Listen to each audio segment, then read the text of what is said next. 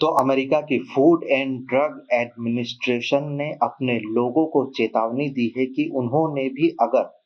Moderna और Pfizer की vaccine लगाई है तो उन लोगों को, अमेरिका के उन नागरिकों को या फिर दुनिया के किसी भी देश के नागरिक ने मॉडर्ना और फाइजर की कोविड वैक्सीन लगाई है तो उन्हें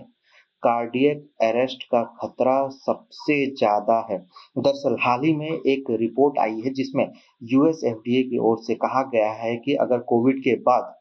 किसी ने भी मॉडर्ना और फाइजर की कोविड-19 की वैक्सीन लगाई है तो उनके अंदर कार्डियक अरेस्ट का खतरा सबसे ज़्यादा है। इसी को लेकर सवाल पूछा जा रहा है कि क्या भारत में भी जिस तरीके से हार्ट अटैक और कार्डियक अरेस्ट का जो मामले बढ़े हैं उसमें भी इन कोविड वैक्सीनों का ही हाथ है, क्योंकि कोविड के बाद से हार्ट अटैक और भारत में मरने वालों लोगों की जो संख्या है इससे ये काफ़ी ज़्यादा बढ़ गई है। हाल ही में फिल्म एक्ट्रेस शेफाली जरीवाला की भी कार्डियक अरेस्ट से मौत हुई है। इससे पहले कई लोगों की मौत हार्ट अटैक और कार्डियक अरेस्ट से हुई है और इसमें कहा जा रहा है कि कोविड वैक्सीन का एक बहुत बड़ा रोल है, क्योंकि कोविड के बाद जिन लोगों ने ये वैक्सीन लिया है उसके बाद से भारत में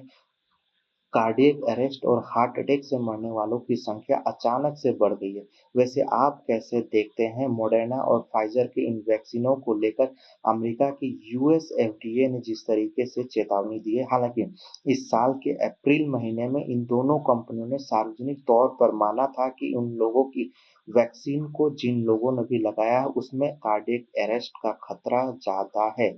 तो आपको क्या लगता है कि भारत सरकार की एजेंसियों को भी जो कोविशील्ड और कोविड वैक्सीन भारत में लगाई गई थी, उनके ऊपर रिसर्च करना चाहिए और बताना चाहिए कि क्या